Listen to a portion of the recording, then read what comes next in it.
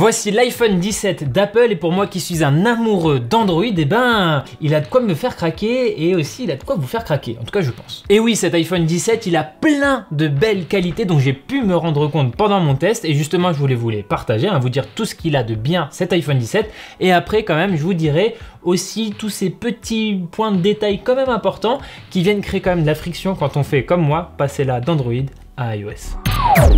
Et premier point, est-ce que je vais oser le dire? Allez oui, j'ose le dire. J'ai une sorte de coup de cœur quand même pour le design de cet iPhone 17. C'est tout simple, il est quasi parfait et j'adore vraiment l'avoir en main. Je vais éviter de vous faire un long discours, mais grosso modo, la finition mat à l'arrière, j'adore le toucher, il est trop bien soigné. Les bords droits ne sont absolument jamais tranchants, c'est jamais inconfortable dans la main, ça j'adore, vraiment très bon format. Et à l'avant, on a un écran qui en jette avec des bordures bien affinées, franchement, j'adore, même le Dynamic Island ne me gêne pas du tout, vraiment même pas une seule seconde il m'a gêné. Et en fait dans la conception esthétique de cet iPhone 17, il y a un truc qui me plaît beaucoup, c'est juste la simplicité. Mine de rien, ça a l'air compliqué de faire simple sur le design d'un smartphone.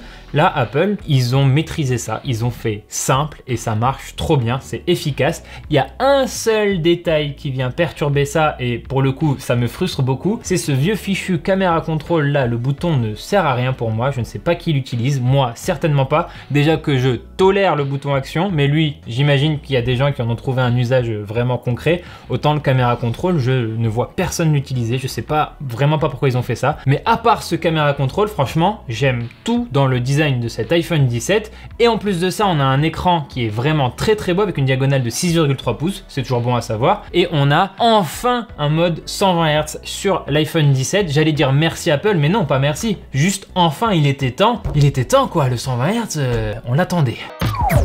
Un autre bon point de cet iPhone 17, eh ben, c'est la qualité photo de son capteur principal, 48 mégapixels. Et franchement, j'ai pas été dépaysé par rapport à de très bons photophones côté Android.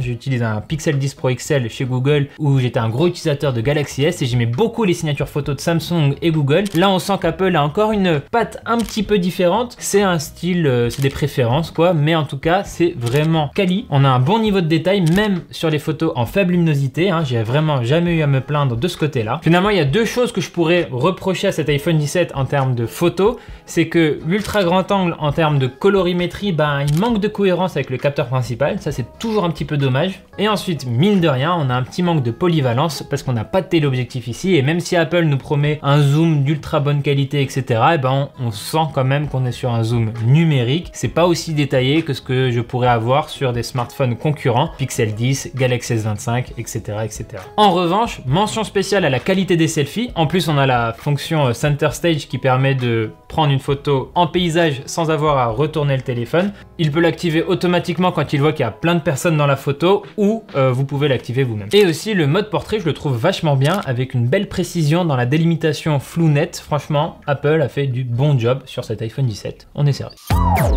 Cet iPhone 17, je l'aime bien aussi parce que niveau puissance, il dépote. On a une puce A19 qui est vraiment très puissante. J'ai jamais eu le moindre problème de ralentissement ou quoi que ce soit. C'est toujours très fluide et juste en effet, oui, on n'a pas le A19 Pro. Ça, c'est la puce des iPhone 17 Pro. Ici, le A19 pour l'iPhone 17. Ça me paraît être un choix logique. Pas de souci là-dessus. Pour les performances, le souci de cet iPhone 17, malheureusement, c'est la gestion de la chauffe. La température, elle peut sacrément monter quand vous le poussez dans ses retranchements ou même des fois, tout simplement, en branchant un chargeur tiers peut-être un petit peu trop puissant. Et mine de rien, il faut quand même prendre ce défaut de chauffe au sérieux parce que sur l'iPhone 17, on a observé un pic de température plus élevé que sur l'iPhone Air, alors que l'iPhone Air, en étant supra fin, etc., il est censé avoir plus de difficultés à dissiper la chaleur. Là, sur nos tests, on a eu un iPhone 17 qui était un peu plus chaud que l'iPhone Air, donc attention à ça quand même. D'ailleurs, pour les curieux, c'est à peu près ici, dans cette zone, que la température monte le plus, donc attention, les brûlures de doigts, c'est particulièrement ici qu'il faut faire gaffe. Et pour ce qui est de l'autonomie, c'est ni un défaut, ni une qualité incroyable sur cet iPhone 17. Il fait le job. J'ai jamais eu l'impression d'être à court de batterie trop rapidement au fil de la journée, avec une journée active où j'utilise plein d'applications, etc.,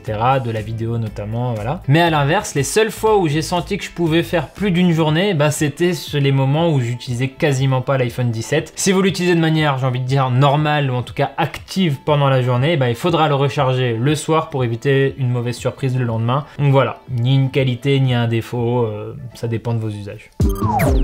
Maintenant, évidemment, et vous le sentez venir j'imagine, il est temps que je parle de l'expérience logicielle et plus particulièrement du coup de mon point de vue utilisateur Android sur iOS 26. Attention, je vais pas vous citer les nouveautés d'iOS 26, on a une vidéo dédiée à ça et je vous mets le lien dans la description, n'hésitez pas à aller la regarder. Moi, je vais plutôt vous raconter mon expérience personnelle, vraiment Android à iOS. Il y a des choses que j'ai vraiment aimées et des choses qui me frustrent quand même encore un peu. Je vais aller rapidement sur les choses que j'aime bien sur iOS 26, mais déjà toute première chose, ben moi je trouve ça joli. Je sais que le design Liquid Glass et ses effets de transparence ont fait couler beaucoup d'encre, mais quand même, la version finale, c'est une réussite. Déjà, j'aime bien le fait qu'Apple laisse pas mal la main sur la personnalisation de l'interface. Vraiment, si vous voulez un iPhone 17 qui ressemble plus à vos goûts personnels, et ben on peut faire pas mal de choses. C'est peut-être pas encore au niveau de certaines interfaces Android où vraiment ça va dans tous les sens, mais quand même, il y a pas mal d'options et franchement, ça c'est toujours un bon point pour moi. Même si il est possible de faire n'importe quoi. Et pour ce qui est des effets de transparence, franchement, il y a que de rares fois où ça m'a un peu perturbé selon le fond d'écran qu'on a derrière, mais enfin c'est vraiment minime, hein. C'est pas quelque chose qui vient me perturber dans mon expérience au quotidien, pas assez en tout cas pour vous dire ah là là, il est pas bien cet iPhone 17. En plus, vous pouvez désactiver cet effet de transparence s'il vous gêne vraiment, et à côté de ça, vous avez de belles animations, c'est fluide, on s'y retrouve plutôt bien. Non, iOS 26, c'est bien. Et l'autre truc vraiment cool chez Apple que je mets dans la partie logicielle, c'est Face ID. C'est canon Face ID quand même, ça marche vraiment très bien, de la configuration à l'utilisation, franchement c'est top, j'ai adoré, ça marche tout le temps bien, c'est efficace, rapide. Je trouve ça quand même dommage qu'on n'ait pas un lecteur d'empreintes dans l'écran, mais bon, Face ID ça marche très bien. Et maintenant, place aux vraies choses qui me frustrent vraiment sur iOS en venant d'Android. Et le premier point, c'est toujours le même, c'est le retour en arrière sur iOS, mais je perds du temps avec ça à chaque fois, ça me fatigue. Explication, sur Android, je suis habitué à la navigation par geste. Pour revenir en arrière, je fais un glissement depuis le bord gauche ou le bord droit de l'écran sur mon Pixel par exemple, et je reviens sur l'écran précédent. C'est simple, c'est intuitif, le geste est bien pensé. Sur iPhone, déjà, ça c'est un apprentissage à avoir, le glissement du doigt de la droite vers le centre de l'écran, ça fait rien, il n'y a pas de retour en arrière, donc tant pis, ça, on est sur un autre système, c'est à moi d'apprendre, pas de souci là-dessus. Par contre, si vous glissez le pouce de la gauche vers le centre de l'écran, vous pouvez revenir sur l'écran précédent, mais ça dépend de l'application sur laquelle vous êtes. Parfois ça marche, parfois ça ne marche pas. Et ce manque de cohérence, franchement, dans l'usage au quotidien, il m'a posé problème. L'un des meilleurs exemples que j'ai pour représenter ça, c'est l'application photo de l'iPhone 17. Quand je suis par exemple sur le menu des captures d'écran, si je fais ce geste-là, hop là,